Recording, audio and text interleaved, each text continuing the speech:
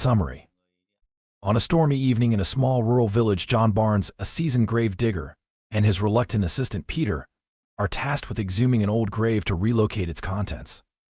The air is thick with superstition, and locals warn of a cursed burial ground known for ominous events. Brushing off the warnings, John presses forward, eager to complete the job. As they dig deeper, they unearth a coffin that emits an unnatural chill. Strange noises and the sudden appearance of a massive black snake send the duo into a spiraling terror. The encounter escalates into a harrowing struggle for survival, as the supernatural forces tied to the grave fight to keep its secrets buried. What begins as a routine task turns into a night of unspeakable horror, leaving the village forever haunted by the tale of the cursed grave. Part 1. A dangerous task begins. The storm had been brewing all afternoon. The ominous gray clouds swirling like restless spirits above the small village of Hollow's End. The air was heavy, suffused with the damp chill of an oncoming tempest. The villagers, huddled in their modest homes, cast wary glances toward the cursed burial ground on the outskirts. Few dared to speak of it aloud, but whispers of malevolent forces and unquiet spirits lingered like a pall over the community. John Barnes, a weathered man in his 50s, stood at the edge of the graveyard, his silhouette stark against the darkening sky. The flickering lantern in his hand barely pierced the gloom, its weak light casting jagged shadows over the ancient gravestones. His face, lined with years of toil, held a determined expression. John had been a grave digger for decades, his hands calloused from years of handling earth and stone. To him, the superstitions of Hollow's End were little more than idle chatter. Beside him stood Peter, a young man with wide, anxious eyes that darted nervously around the graveyard. Unlike John, Peter's faith in the supernatural had not been eroded by years of hard labor and pragmatism. He clutched his spade tightly, as if it were a weapon, and cast a sidelong glance at his employer.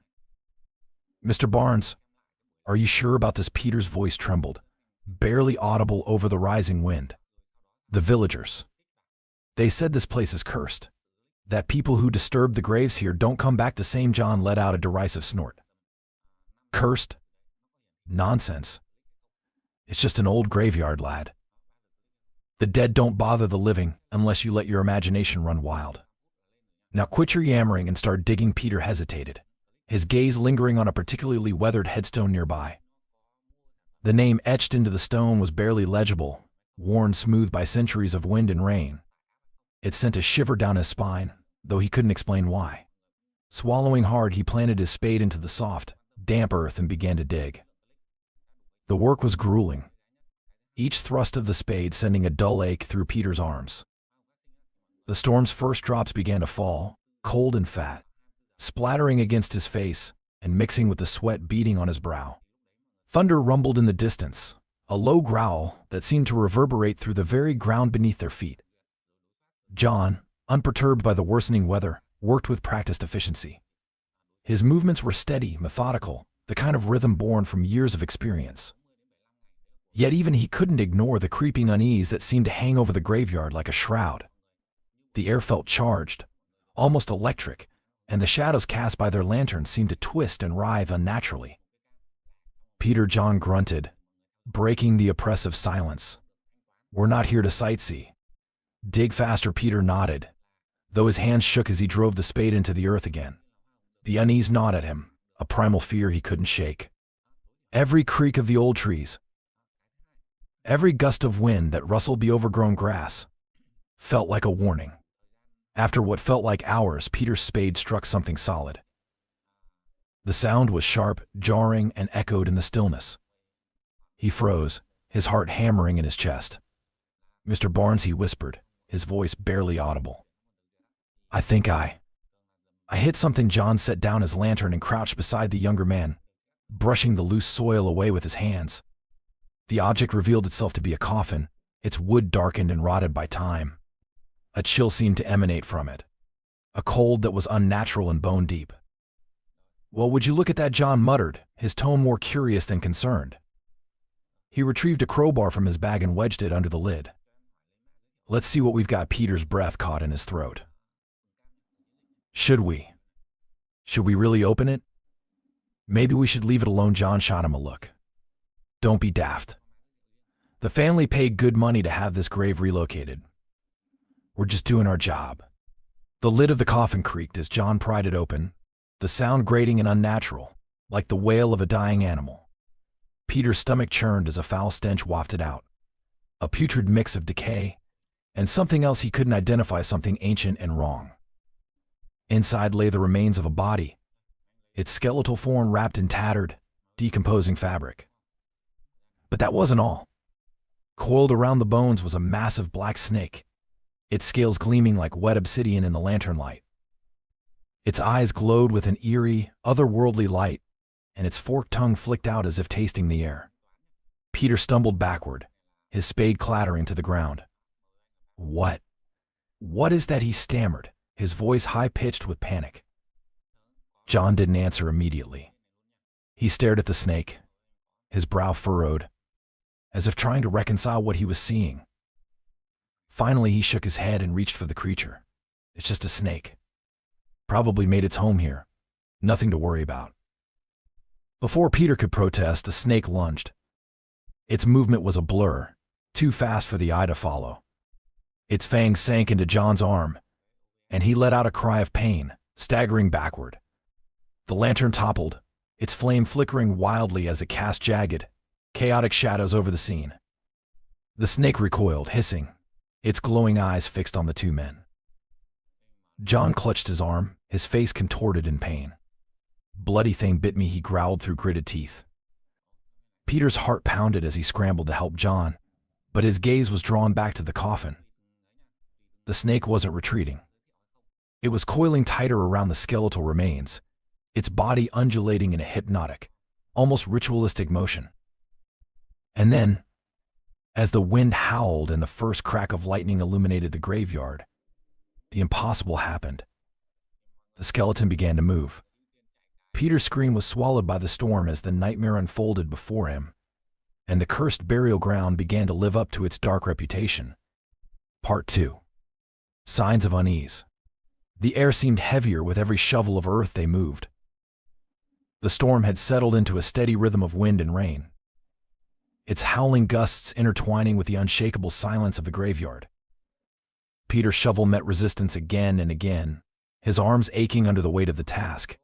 But it wasn't just the physical labor that was taking its toll. The eerie stillness, broken only by the distant rumble of thunder, began gnawing at his nerves. "Keep at it," Lad John grunted. His voice, usually gruff, had taken on an edge of unease that Peter hadn't heard before. It didn't inspire confidence. As Peter dug, he noticed the temperature plummet. His breath started to fog in the cold air, though it was the middle of summer. A shiver ran down his spine, and he paused, looking at John. "Do you feel that?" Peter asked, his voice quivering. John paused, leaning on his shovel. His exhale misted in the cold air. "It's just the weather. Nothing to be afraid of. Keep digging." But Peter couldn't shake the feeling that something was wrong. He glanced at the old gravestones surrounding them, their inscriptions faded and worn. In the flickering lantern light, the shadows seemed to lengthen and twist unnaturally, as if the very earth was alive and watching. And then it happened. Peter's shovel struck something solid with a dull thud. The sound echoed unnaturally, cutting through the storm like a discordant note in an eerie symphony. He froze, his pulse quickening. "Mr. Barnes," Peter whispered. "I hit something." John dropped his shovel and crouched beside Peter. "Good lad," he said, but his voice lacked its usual certainty. He began clearing the dirt with his hands, his movements brisk but careful. It didn't take long for the outline of a coffin to emerge from the earth. The wood was dark and warped with age, its surface etched with faint, intricate carvings that seemed almost alive in the lantern's glow. John leaned closer, frowning as he examined the carvings. "Strange markings," he muttered. "Never seen anything like this before." Peter's stomach churned as he stared at the coffin. A deep, bone-chilling cold seemed to emanate from it, far colder than the night air. He swallowed hard. "Do you think we should leave it?" Maybe it's better to stop it, John snapped. His hands were already moving, reaching for the crowbar he had brought. We've got a job to do. The family paid for this grave to be relocated, and that's exactly what we're going to do. Peter took a step back, his instinct screaming at him to run. But he stayed, watching as John wedged the crowbar under the coffin lid. The sound of the wood creaking as it gave way was loud and grating, like the screech of nails on a chalkboard. Peter flinched, his pulse hammering in his ears. As the lid came loose, a foul stench wafted out, making Peter gag. It was the smell of decay, but there was something else too, something acrid and ancient, like the scent of earth that had been sealed away for centuries. John recoiled slightly but didn't stop. He set the lid aside and shone the lantern inside. What they saw made Peter stagger back in horror. The skeletal remains within were wrapped in tattered shreds of fabric, but they were far from ordinary. Coiled around the bones, its scales gleaming like wet obsidian, was a massive black snake. Its eyes glowed with an unnatural green light, and its body moved slightly, as if it were breathing. Peter stumbled, his heart pounding so hard he thought it might burst. "What the hell is that?" he stammered, his voice high-pitched with panic. John stared at the snake, his jaw tight. "It's just a snake," he said. Though his voice wavered, nothing to worry about. He reached for the creature, his calloused hand steady despite the tremor in his voice. "Don't," Peter shouted, but it was too late. The snake moved with impossible speed, lunging at John with its fangs bared. It sank its teeth into his forearm, and he cried out, falling back onto the damp earth. The lantern toppled, its light casting wild, erratic shadows across the graveyard. The snake withdrew, hissing, its glowing eyes fixed on them. John clutched his arm, his face pale and contorted in pain. "Bloody thing bit me," he growled, though his voice was tinged with fear. Peter froze, torn between helping John and keeping his distance from the coffin. But then his eyes were drawn back to the snake, which had returned to its place within the skeletal remains. Its body coiled tighter, its movements hypnotic, almost ritualistic. The carvings on the coffin seemed to shimmer in response, their shapes twisting into patterns that made Peter's head throb. And then the unthinkable happened. The skeleton began to move. It started with a twitch of the fingers, the bony digits flexing, as if testing their strength. The skull tilted upward, its empty sockets glowing faintly with the same eerie green light as the snake's eyes. The jaw opened in a silent scream, and the bones creaked and clattered as they shifted.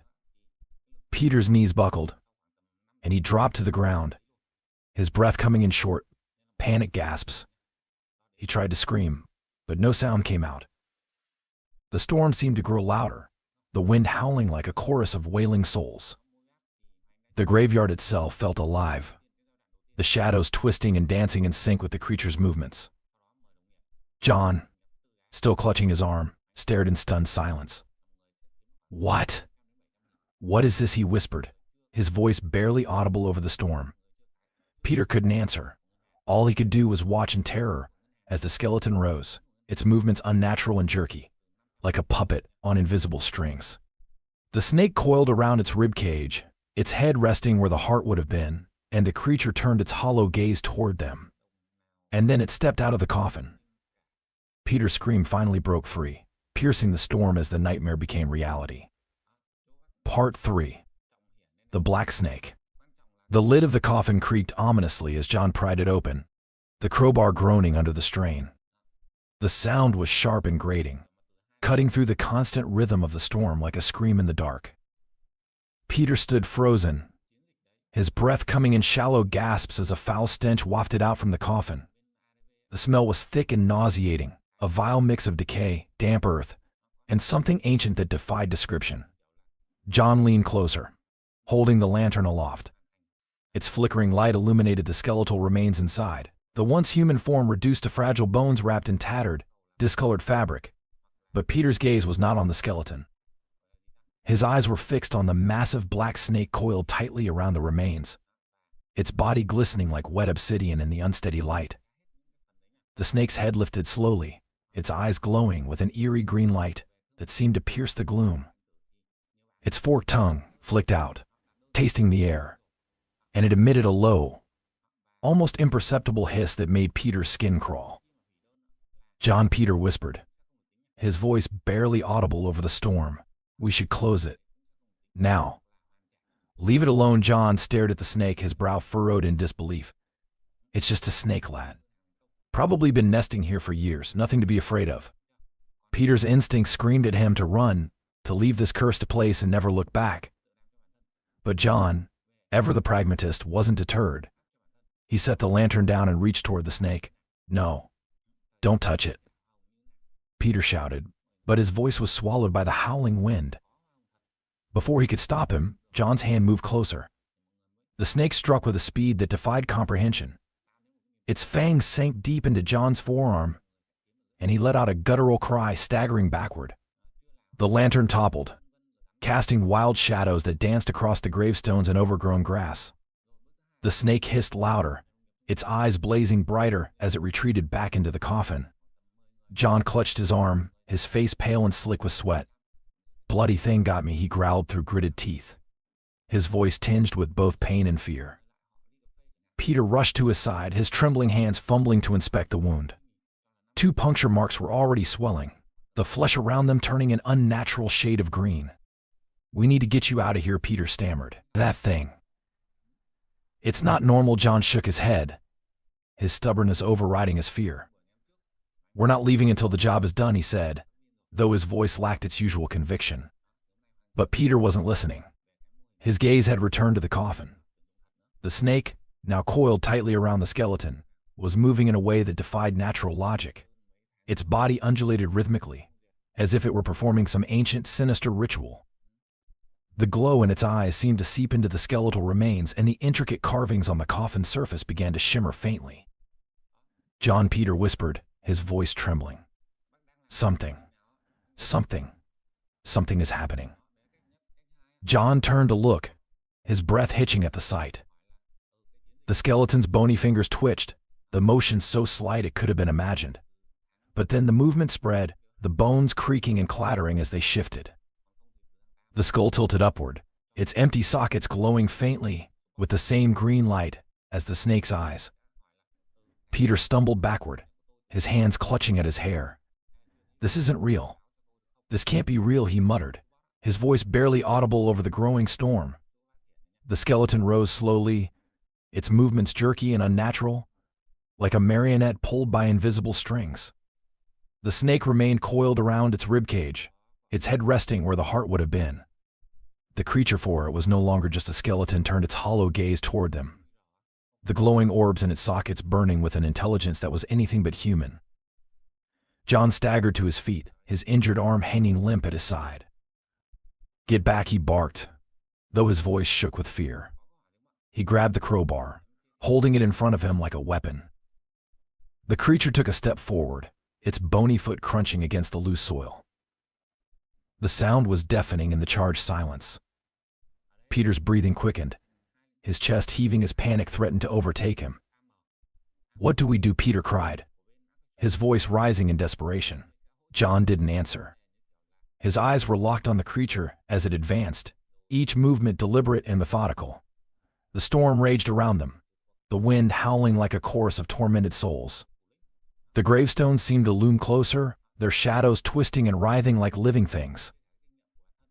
The snake uncoiled slightly, its head lifting to meet John's gaze.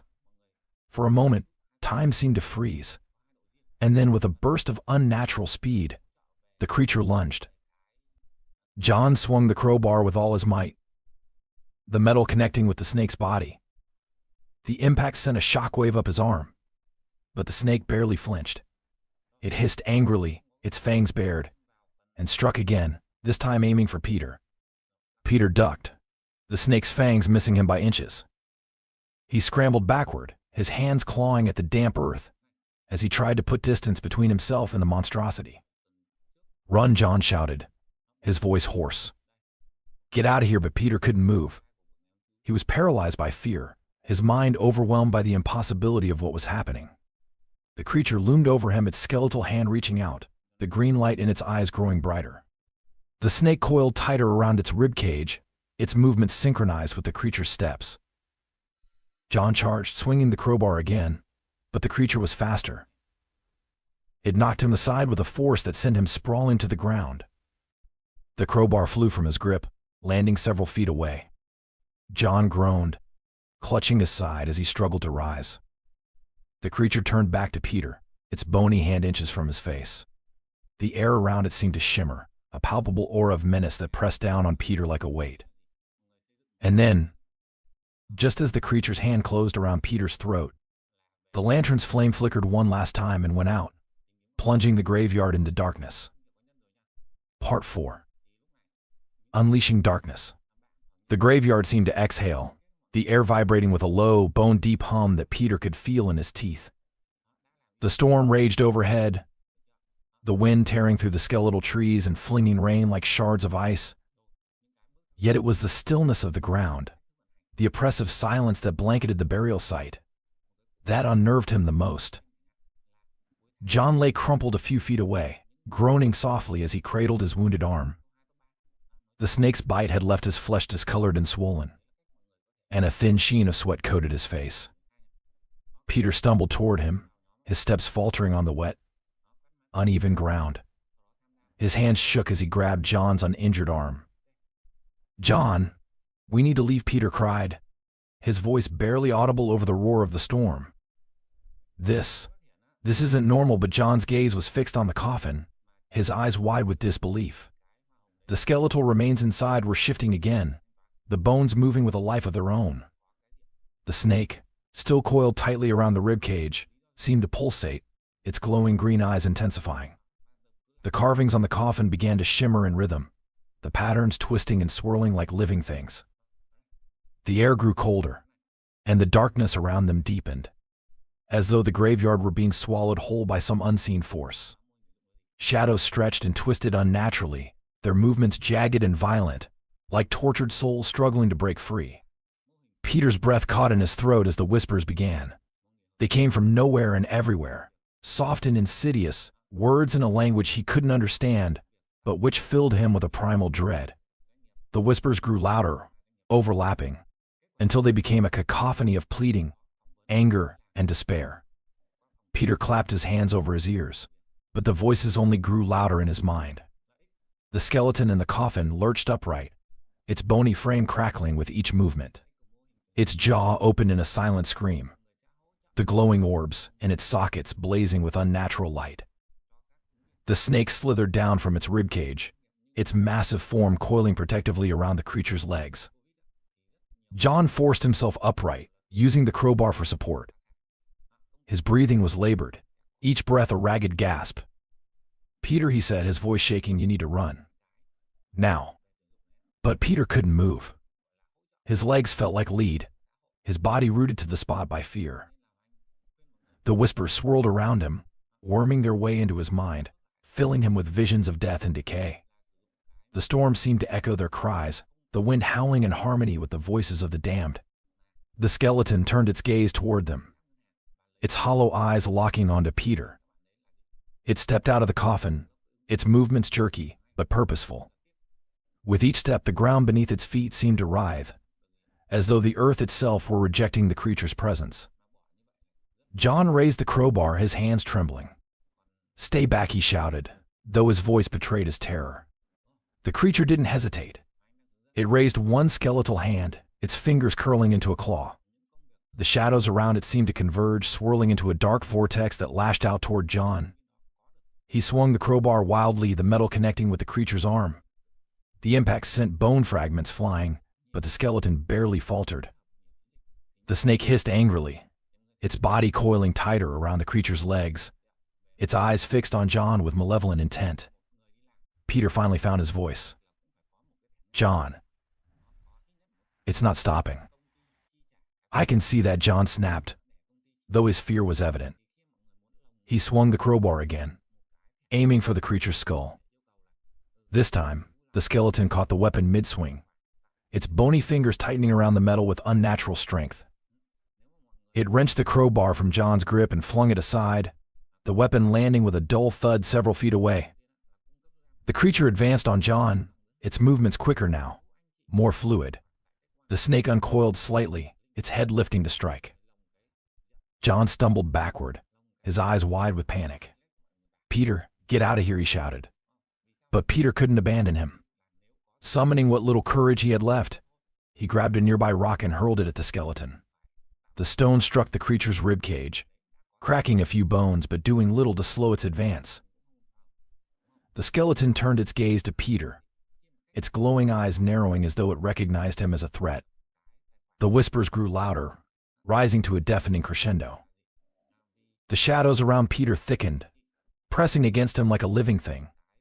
He felt the weight of their malice, their despair, and for a moment he thought he might collapse under it. But then a strange calm settled over him, and he realized the voices were no longer just speaking, they were pleading. "Release us," they seemed to say. "Set us free." Peter's eyes darted to the coffin, now lying empty and ominous.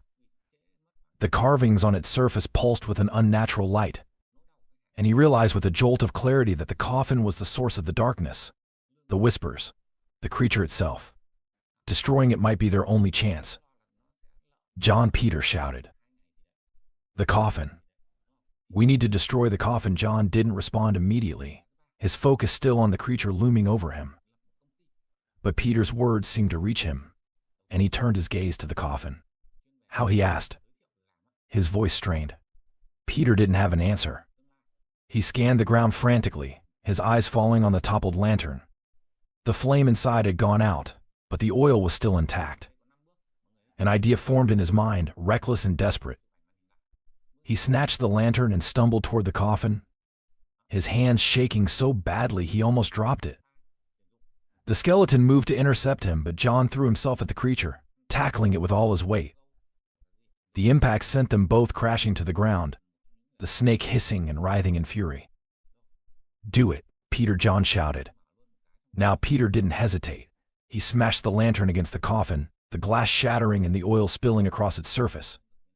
For a moment, nothing happened. Then, with a sudden whoosh, the coffin erupted into flames. The effect was immediate. The whispers turned into agonized screams, and the shadows recoiled, their forms dissolving into nothingness.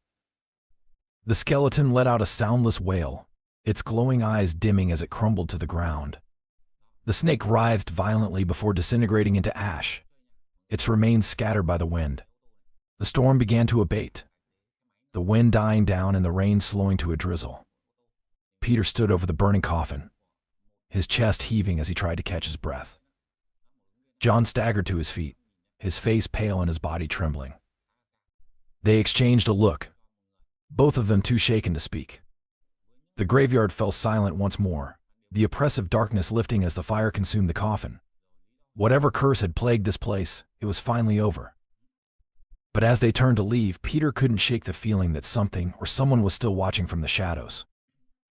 Part 5. The monster awakens. The air in the graveyard seemed to freeze, the storm momentarily silenced by an unnatural stillness. The glowing green light from the snake intensified, casting eerie shadows across the ancient gravestones. Peter and John watched, paralyzed with fear, as the radiance pulsed in time with the creature's movements. Each pulse seemed to breathe life into the skeletal remains. The snake uncoiled from the ribcage, its body undulating with a terrifying grace. Its scales gleamed like liquid obsidian, and its eyes burned with an intelligence far beyond that of any ordinary creature. As it slithered to the ground, its glowing form illuminated the skeleton, which had begun to rise, the bones cracking and shifting with grotesque precision. Peter's breath hitched as the skeleton transformed. The light from the snake seeped into the bones, staining them with an unnatural hue. The ribcage expanded, the spine straightened, and the jaw opened in a silent scream that seemed to echo in their minds rather than their ears.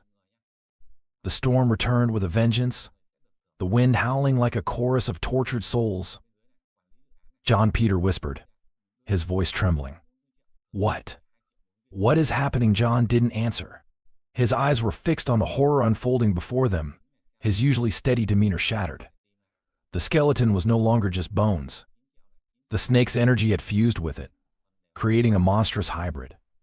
The ribs extended outward like jagged spikes, and the skull's eye sockets glowed with an intensity that seemed to pierce their very souls.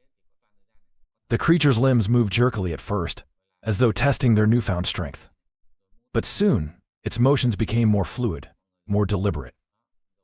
The snake slithered up its spine, coiling around its neck like a grotesque crown, its head poised above the creature's skull. Peter stumbled backward, his legs refusing to obey his desperate urge to run. "It's alive," he muttered, his voice barely audible over the storm. It's alive." John finally found his voice. "Stay behind me," he growled, though the tremor in his voice betrayed his fear. He gripped the crowbar tightly, holding it out as if it could ward off the abomination before them. The creature turned its glowing gaze toward them, its movements almost predatory. It took a step forward, the ground beneath its feet writhing as though recoiling from its presence. Each step sent vibrations through the earth, a reminder of its unnatural power. "What do we do?" Peter cried, his voice rising in panic. "We can't fight that thing." John didn't respond immediately. He swung the crowbar in a wide arc as the creature advanced, but the blow glanced harmlessly off its ribs, the sound ringing hollow. The monster didn't flinch. Instead, it raised one skeletal hand, claws forming from sharpened bone, and swiped at John with terrifying speed. The force of the strike sent John sprawling to the ground. He groaned, clutching his side, and looked up in time to see the creature looming over him.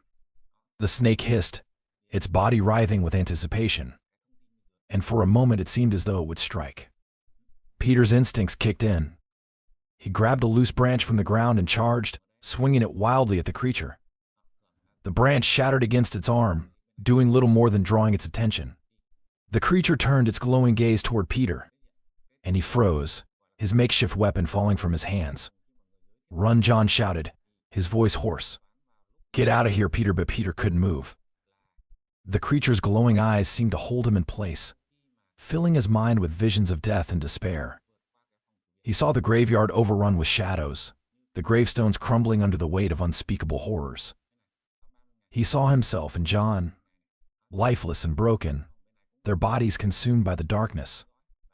The whispers returned, louder now, a cacophony of voices that seemed to come from the graveyard itself.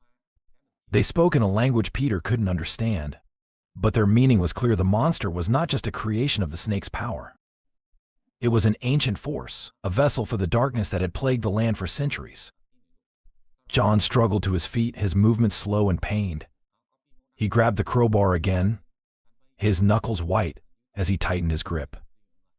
"If you won't run," he muttered, "we'll fight it together." The creature lunged, its clawed hand swiping toward Peter. John intercepted the blow, swinging the crowbar with all his strength. The metal struck the creature's arm, cracking one of the bones, but it didn't slow down. The snake hissed furiously, its glowing eyes narrowing as it prepared to strike.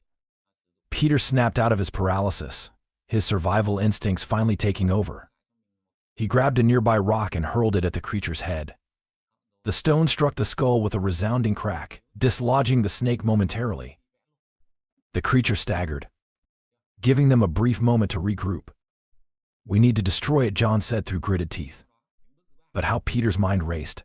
His eyes darted to the coffin, still lying open on the ground. The carvings on its surface glowed faintly, pulsating in rhythm with the monster's movements. He realized with a jolt of clarity that the coffin was the key. "The coffin," he said, his voice urgent. "It's connected to the creature. If we destroy it, maybe we can stop this." John nodded, though his face was pale and lined with exhaustion. "Then we destroy the coffin." The creature had recovered, its movements quicker and more aggressive. It lashed out at them, forcing Peter and John to dodge in opposite directions. The snake had returned to its perch on the creature's shoulders, its glowing eyes fixed on Peter, as though it could sense his plan. Peter scrambled toward the coffin, his heart pounding. He grabbed the crowbar from where it had fallen and swung it down with all his strength. The blow splintered part of the coffin's lid, and the glowing carvings flickered. The creature let out a bone-chilling screech, its movements becoming erratic. The snake hissed and lunged at Peter, its fangs bared, but John intercepted it mid-strike. He wrapped his hands around the snake's body, struggling to hold it back as it writhed and hissed furiously. "Hurry!" John shouted, his voice strained. Peter didn't hesitate. He raised the crowbar again, and brought it down with all his might, shattering the coffin's lid completely. The glowing carvings pulsed one last time before fading, and the creature let out a final, ear-piercing wail. Its skeletal frame collapsed into a pile of bones, the snake disintegrating into ash that was carried away by the wind. The storm began to subside, the oppressive darkness lifting as the graveyard fell silent once more. Peter dropped the crowbar, his hands trembling, and looked at John, who was slumped on the ground, his chest heaving. "Is it over?" Peter asked, his voice barely above a whisper. John nodded weakly. "For now." But as they helped each other to their feet and made their way out of the graveyard, neither could shake the feeling that the darkness wasn't gone entirely. Somewhere in the shadows of the night it waited. Part 6. John's fate. The air hung heavy with tension as the creature let out a guttural, otherworldly screech that rattled Peter to his core. The glowing snake that coiled around the monstrosity's shoulders reared its head, its luminescent eyes locked onto John. For a brief, heart-stopping moment, time seemed to freeze as the creature lunged forward, its clawed hand reaching out with unrelenting precision. "John!" Peter shouted, his voice raw with panic. John raised the crowbar in a desperate attempt to defend himself, but the creature's speed was unnatural. Its claws batted the crowbar aside with ease, sending the metal clattering into the darkness. Before John could react, the creature grabbed him by the chest, its skeletal fingers digging into his flesh. He cried out in agony as the snake uncoiled from the creature's frame, slithering down and wrapping itself around John's torso like a constricting noose. Peter watched in horror as the glowing energy from the snake seemed to seep into John's body. His mentor's face twisted in pain, his screams cutting through the storm like a jagged blade. The creature's grip tightened, lifting John off the ground effortlessly. And for the first time, Peter saw genuine fear in the man's eyes. "Peter, run!" John choked out, his voice strained. But Peter couldn't move. His legs felt like lead, his mind a whirlpool of terror and disbelief. He could only watch as the creature dragged John toward the pit, its hollow eyes glowing brighter with each step. The whispers that had plagued the graveyard returned, louder now, a cacophony of mournful wails and guttural chants that seemed to emanate from the very ground. The pit yawned open like a gaping maw, its depths shrouded in impenetrable darkness. The shadows writhed and twisted as though alive, reaching out like tendrils to pull John closer. The snake tightened its hold, and John's screams turned into strangled gasps. Peter's vision blurred with tears as he reached out, his hands trembling. "No! Let him go!" Peter shouted, his voice cracking with desperation. The creature turned its gaze toward Peter, its glowing eyes narrowing as if mocking his helplessness. It paused at the edge of the pit, holding John suspended above the darkness. The snake hissed, its fangs dripping with an eerie, glowing venom that seemed to sizzle as it hit the ground. Peter took a stumbling step forward, his instincts screaming at him to flee, yet his heart refusing to abandon John. He scanned the ground frantically, searching for anything he could use as a weapon. His eyes fell on a jagged piece of stone, half buried in the dirt. He lunged for it, his fingers closing around its rough edges. "I won't let you take him," Peter bellowed, his voice filled with a surge of determination. He hurled the stone with all his strength. It struck the snake squarely on the head, causing it to recoil with a furious hiss. The creature's grip on John faltered, and for a fleeting moment, Peter thought he might have a chance to save him. But the moment was short-lived. The creature's claws tightened again, and with a single, fluid motion, it pulled John into the pit. "No!" Peter screamed, rushing forward. He skidded to a halt at the edge of the pit, his heart pounding as he peered into the darkness. The whispers grew deafening, enveloping him in a symphony of despair. The pit seemed bottomless, its depths swirling with an unnatural black mist that obscured any sign of John or the creature. Peter dropped to his knees, his hands clawing at the ground. "John!" he shouted, his voice breaking. "John, answer me!" But there was no response. The graveyard fell silent, the storm easing into a faint drizzle as if mocking Peter's anguish. The oppressive darkness that had consumed the pit began to retreat, leaving only the scarred earth and the faint echo of John's final scream. Peter sat back, his chest heaving with sobs. The weight of what had just happened pressed down on him, suffocating and relentless. John, his mentor, the man who had always seemed invincible, was gone, and Peter had been powerless to stop it. As the minutes stretched on, the whispers began to fade, leaving an eerie stillness in their wake. Peter wiped his face with trembling hands and forced himself to his feet. He stared at the pit, his mind racing with guilt and desperation. There had to be a way to bring John back. There had to be. The faint glow of the lantern caught his eye, its light flickering weakly a few feet away. Peter stumbled toward it, his resolve hardening. He would not let this be the end. He would find a way to undo what had been done, to banish the darkness that had claimed John. But as he picked up the lantern and turned back toward the pit, a chilling realization gripped him. The shadows around the edge of the pit were moving, coalescing into shapes that seemed almost human. Their forms were translucent, their faces twisted with anguish and rage. They hovered silently, their hollow eyes fixed on Peter. A single voice broke the silence, soft yet commanding. "Leave this place." Peter froze, his grip tightening on the lantern. "Who are you?" he demanded, his voice wavering. The shadows didn't answer. Instead, they began to recede, melting back into the earth, as though they had never been there. The graveyard returned to its unnatural stillness, but Peter couldn't shake the feeling that he was being watched. He backed away from the pit, his mind racing. He couldn't leave. Not yet, not without John. But as he turned to search for another way to fight the darkness, the faintest whisper brushed against his ear, sending a shiver down his spine. "He's ours now," Peter staggered, his breath catching in his throat.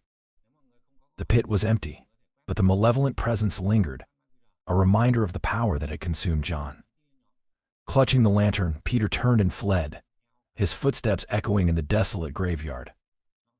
As he reached the gate and looked back one last time, the storm clouds began to part, revealing a sliver of moonlight that illuminated the scarred earth. The pit was gone, its edges smoothed over as though it had never existed. But Peter knew the truth. The graveyard had claimed John, and the darkness was far from finished. With a heavy heart, Peter stumbled into the night, vowing to uncover the secrets of the cursed graveyard and to find a way to save his mentor, even if it meant facing the darkness again. Part 7. Peter's escape.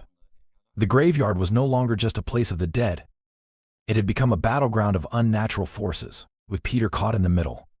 The storm's fury had subsided to a low, menacing rumble, but the oppressive darkness that lingered seemed alive, pulsing with malice. Peter stood frozen at the edge of the pit, his breath shallow and rapid. His mind raced with the horrifying image of John being dragged into the abyss, his scream still echoing in Peter's ears. Then came the sound, a low, guttural growl that seemed to rise from the ground itself. The pit, now sealed as if nothing had ever disturbed it, emitted faint, serpentine hisses. Peter's instinct screamed at him to run, but his legs felt like lead. A sudden screech split the air, raw and filled with rage. It was a sound not meant for mortal ears, and it tore through Peter's mind like a blade. The creature was coming. He could feel its wrath bearing down on him, a force as tangible as the wind now swirling around him. "Run," his mind screamed, and this time, his legs obeyed. Peter turned and bolted, the lantern in his hand casting wild shadows that danced across the gravestones. His footsteps pounded against the earth, the rhythm matching the frantic beating of his heart. Behind him, the screech rose again, followed by the unmistakable sound of something heavy moving fast. He dared to glance over his shoulder and instantly regretted it. The creature was pursuing him, its skeletal frame illuminated by the eerie green glow of the snake that now slithered around its form. Its movements were unnatural, each step too long, too sharp, as if it were cutting through the air, rather than moving through it. Faster, Peter whispered to himself, pushing his body to its limits. The terrain was treacherous, the uneven ground littered with broken gravestones and gnarled tree roots that threatened to trip him with every step. Rain-soaked mud splattered his clothes as he stumbled but managed to stay upright. His lungs burned, his muscles screamed, but he didn't stop. The creature's hisses grew louder, mingling with the guttural growls that seemed to come from its very core. The shadows around Peter twisted unnaturally, reaching out like hands trying to pull him back. He felt their icy touch on his skin and gasped, jerking away and nearly losing his footing. "Get away from me," he shouted, his voice breaking. But the darkness didn't listen. The graveyard's gate loomed ahead, its iron bars twisted and rusted with age. It was both a promise of escape and a cruel reminder of how far he still had to go. Peter forced himself to move faster, his legs trembling with every step. He clutched the lantern tightly, its faint light his only weapon against the encroaching night. Behind him, the creature let out another screech, this one laced with frustration. Peter risked another glance and saw it lurch forward, its skeletal limbs contorting as it reached for him. The snake coiled around its body, its glowing eyes fixed on Peter with a malevolence that seemed to pierce his very soul. "No," Peter shouted, his voice filled with raw desperation. He focused on the gate, his last hope for escape. The wind howled, carrying with it the creature's unnatural cries. Each step felt like an eternity, but finally he reached the gate. Peter threw himself against it, the iron bars cold and unyielding beneath his hands. He pushed with all his strength, the rusted hinges groaning in protest. The gate creaked open just enough for him to squeeze through. He stumbled onto the cobblestone path beyond, his body collapsing from exhaustion. He turned to slam the gate shut, his hands trembling as he gripped the bars. The creature was almost upon him, its skeletal claws reaching out. Peter threw his weight against the gate, and with a deafening clang it shut, locking the horror on the other side. The creature skidded to a halt, its glowing eyes narrowing as it grasped the bars. The snake hissed, its body coiling tighter around the creature as if amplifying its fury. Peter scrambled backward, his chest heaving as he stared at the monstrosity through the gate. For a moment it seemed as though the creature might break through. It slammed its skeletal fists against the iron, each impact reverberating like thunder. The gate shuddered but held firm, the snake's glowing eyes fixed on Peter, and he felt a wave of cold wash over him, as though the creature's rage had reached out and touched him. And then, without warning, it stopped. The creature straightened, its movement slow and deliberate. It tilted its skull, the glowing orbs in its sockets dimming slightly. Peter froze, his mind racing with confusion and fear. Was it giving up? The answer came in the form of a whisper, soft but filled with menace. It wasn't spoken aloud, it echoed in Peter's mind, seeping into his thoughts like poison. "You cannot escape. He belongs to us now." Peter shook his head, clutching the lantern as though it could protect him. "No," he muttered, his voice barely audible. "You're wrong. I'll get him back. I'll stop you." The creature let out a low, rumbling growl, but it didn't move. Instead, it stepped back into the shadows, its form dissolving into the darkness like smoke. The snake's glowing eyes were the last to vanish, their light lingering in the air like embers before fading completely. Peter sat in the rain, his body trembling with exhaustion and fear. The graveyard was silent again, the storm reduced to a gentle drizzle, but the oppressive weight of the darkness remained, a constant reminder of what he had just witnessed. He pushed himself to his feet, his legs unsteady beneath him. The lantern's light flickered weakly, and he tightened his grip on it, unwilling to let go of the only source of light in the encroaching night. He looked back at the gate one last time, half expecting the creature to reappear. But the graveyard was still. Too still. With a heavy heart, Peter turned and began to walk, his footsteps echoing on the cobblestone path. The village lights were faint in the distance, a beacon of safety he wasn't sure he deserved. As he moved, he couldn't shake the feeling that the creature's words were true, that John was truly gone. Yet deep within him, a spark of determination burned. Peter vowed that this wasn't the end. He would uncover the secrets of the graveyard, confront the darkness that had taken John, and find a way to bring his mentor back, no matter the cost. Part 8: The Aftermath. The first light of dawn broke over Hollow's End, pale and weak as though reluctant to pierce the lingering darkness of the night before. The village stirred slowly, its residents emerging from their homes with the uneasy sense that something had shifted. The storm that had raged through the night left the streets slick and glistening, but it was the oppressive weight in the air that hung over them like a shadow. It was Old Man Turner who found Peter first, sprawled on the cobblestones just outside the village. Turner had been on his usual early morning walk to inspect his fields, but his path halted abruptly when he spotted the young man lying motionless. For a moment, the old farmer thought Peter was dead, but as he approached, Peter stirred, his face pale and drenched in cold sweat. Peter Turner knelt beside him, shaking his shoulder gently. "Boy, what happened to you?" Peter's eyes fluttered open, bloodshot and wide with terror. His lips moved, but no sound came out. His hands clutched at Turner's arm, his grip surprisingly strong for someone so visibly weakened. "They took him," Peter rasped finally, his voice barely above a whisper. "The graveyard. The pit." The monster. Turner frowned, leaning closer. "What are you talking about? Who took who?" Peter didn't answer. Instead, his gaze darted around wildly, as if searching for something or someone that wasn't there. He began to shiver uncontrollably, his breaths coming in short, panicked gasps. Turner shouted for help, his voice carrying across the quiet village, and soon a small crowd had gathered. The villagers murmured among themselves, their faces a mixture of concern and suspicion. Peter's clothes were torn and caked with mud, his hands scratched and bloodied as though he'd clawed at the earth itself. His incoherent ramblings only added to their unease. It was the graveyard. Peter cried out suddenly, startling the onlookers. "John's gone. The creature took him, dragged him into the pit." The mention of the graveyard sent a ripple of fear through the crowd.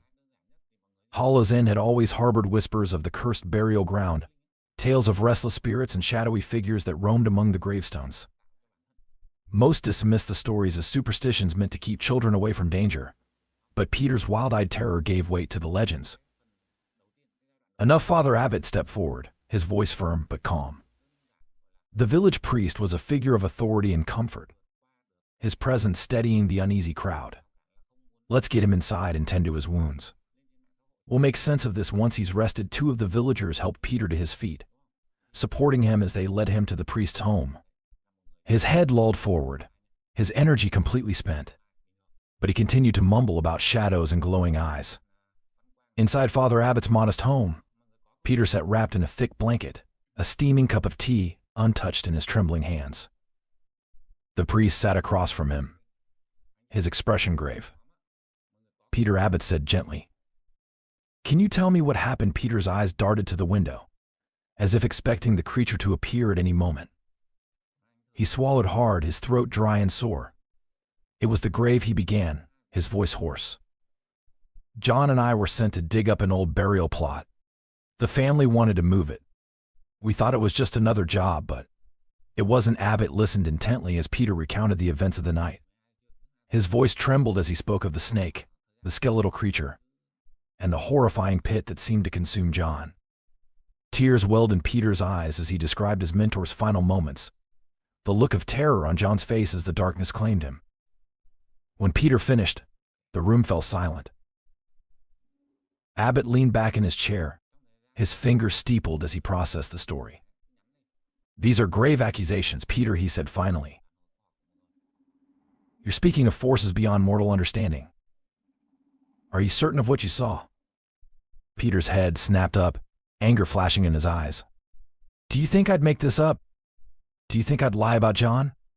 He's gone because of that place." Abbott raised a calming hand. "I believe you, Peter. But you must understand the others will not. The villagers are frightened enough as it is. If they think the graveyard is cursed, it could bring chaos. They need to know the truth," Peter insisted, his voice breaking. "They need to stay away from that place." Abbott sighed heavily, his gaze somber. "I will do what I can, but fear is a dangerous thing. For now, rest. You've been through more than any man should endure." Word of Peter's ordeal spread quickly through the village, but his warnings fell on deaf ears. While some were moved by his visible trauma, Others dismissed his story as the ravings of a man driven mad by the storm. "It's just a tall tale," one villager scoffed. "No one's seen anything unusual at that graveyard in years. Maybe he's cursed himself," another whispered, crossing herself. That darkness, he spoke of it, might have followed him back here. Despite the skepticism, none dared venture near the graveyard. Superstition or not, the villagers weren't willing to risk their lives to prove or disprove Peter's story.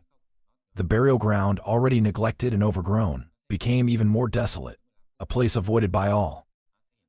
Peter remained in the village under Father Abbott's care, but he found no solace. Nightmares plagued his sleep, vivid and unrelenting. In his dreams, he saw the pit open again, saw John's face reaching out to him, begging for help as the shadows swallowed him whole. He woke each time drenched in sweat, his cries echoing in the small room. Though the villagers avoided him, whispers followed wherever he went. He was the man who had defied the graveyard and survived, but at what cost? Some pitied him, others feared him. But Peter didn't care about their opinions. His focus remained singular, finding a way to save John. Days turned into weeks, and Peter began to gather whatever knowledge he could about the graveyard's history. He pored over old texts in the priest's library, questioned the elders about the legends, and even ventured to nearby towns in search of answers. What he discovered only deepened his resolve. The graveyard was ancient, far older than the village itself. Stories spoke of rituals performed there long ago, of dark forces bound to the land. The snake, the creature, the pit, they were not coincidences. They were remnants of a curse, a pact made with powers that should never have been awakened. Peter knew he couldn't face it alone. But he also knew that waiting meant risking more lives. The graveyard wasn't finished with him, and the darkness wouldn't stay confined forever. It was only a matter of time before it reached out again. With determination hardening his heart, Peter prepared for the inevitable. He would return to the graveyard. He would face the darkness once more. And this time, he wouldn't leave without John, no matter the cost. Part 9. A haunting legacy. Decades passed, but the tale of the cursed graveyard lingered like a persistent shadow over Hollow's End. The villagers who once dismissed Peter's account as the ramblings of a traumatized mind found themselves whispering his name whenever storms rolled through the valley. Though few dared speak openly of what had transpired, the graveyard became a focal point for the town's collective unease. The graveyard itself fell into complete disrepair. Vines overtook the rusted iron gates, and weeds sprouted between the gravestones. Trees grew gnarled and twisted, their branches reaching skyward like pleading hands. No one ventured near, not even the children who used to chase fireflies among the markers. It was as if the land itself rejected the living, keeping them at bay with an air of unnatural foreboding. On stormy nights, villagers huddled in their homes, candles flickering as they tried to drown out the sounds carried on the wind. They spoke of hearing John's voice, his anguished cries mingling with the howl of the storm. Some claimed to see a figure standing by the gate, a tall man with hollow eyes and a snake coiled around his shoulders, waiting for those foolish enough to come closer.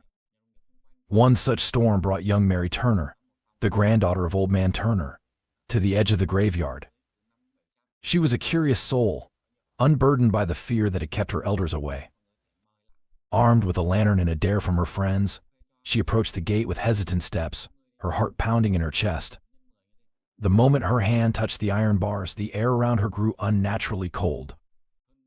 The storm's wind seemed to shift, circling her in a whirlwind of whispers. She thought she heard a voice, a low, mournful plea that sent shivers down her spine. "Help me," it said, so faint she wasn't sure if it was real or her imagination. Terrified, Mary dropped the lantern and fled, her cries waking the entire village. When she told her story, the elders nodded grimly, their faces pale. The graveyard, they said, was best left to its shadows. They forbade Mary and the other children from ever going near it again, though no one truly needed convincing. Peter never returned to Hollow's End. After that fateful night, he left the village, his resolve to confront the darkness driving him far from the place he once called home. Stories of his wanderings reached Hollow's End in bits and pieces, rumors of a man visiting libraries, monasteries, and ancient ruins, searching for answers. Some said he had gone mad, others believed he was on a quest to save John, no matter the cost. But as the years stretched into decades, Peter faded into legend. To the villagers, he became a tragic figure, a man who had stared into the abyss and been forever changed. His fate, like John's, became another unanswered question in the legacy of the graveyard. One autumn evening, a traveling scholar arrived in Hollow's End, his satchel brimming with old tomes and handwritten notes. He claimed to be researching ancient curses and had heard whispers of the graveyard's dark reputation. The villagers, wary of dredging up the past, refused to speak to him at first. But over time, curiosity won out, and the scholar managed to piece together fragments of the story. "What happened to the man who survived?" the scholar asked one night, his voice low as he sat by the inn's hearth. The villagers exchanged uneasy glances. Peter, an elder, replied after a long pause, "No one knows for sure. Some say he found a way to confront the darkness. Others think he succumbed to it. But one thing is certain, he never came back." The scholar nodded, his expression thoughtful. "And the graveyard?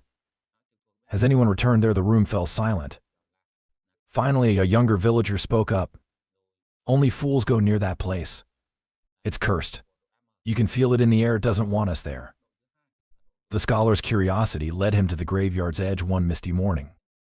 The sun barely broke through the dense fog, casting an eerie light over the landscape. The gate stood ajar, rusted hinges creaking softly in the breeze. Though he felt the weight of the legends pressing down on him, he stepped forward, drawn by an inexplicable compulsion. The graveyard was silent, save for the occasional rustle of leaves. The scholar's eyes scanned the overgrown tombstones, searching for something, anything that might confirm the stories.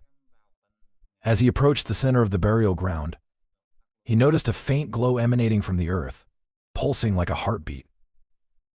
A chill ran down his spine as the whispers began. Soft at first, they grew louder with each step he took, overlapping until they became an incomprehensible cacophony. His courage faltered, and he turned to leave, but the ground beneath his feet shifted. He stumbled, falling to his knees, and the glow intensified. The whispers coalesced into a single voice, low, mournful, and unmistakably human. "You shouldn't have come," it said. "Leave before it's too late." The scholar scrambled to his feet and fled, his notes and books forgotten as he sprinted back to the village. When he arrived, his face pale and his hands trembling, he refused to speak of what he had seen. He left Hollow's End the next morning, his curiosity replaced by a fear he couldn't explain. The graveyard remains abandoned to this day, its secrets buried beneath layers of fear and silence. The villagers, now fewer in number as the years have passed, avoid it as if by instinct. They raise their children to do the same, passing down the tales of Peter and John as cautionary fables. But on stormy nights, when the wind howls and the rain lashes against the rooftops, some still claim to hear John's voice. It mingles with the storm, a cry for help that fades as quickly as it comes. Others say they've seen a figure in the distance, a man standing silently by the gate, watching, waiting. The legend of the graveyard lives on, a haunting reminder of the horrors that unfolded there. And though the villagers may never know the full truth, they know enough to stay away, leaving the graveyard to its shadows and the whispers that will never fade.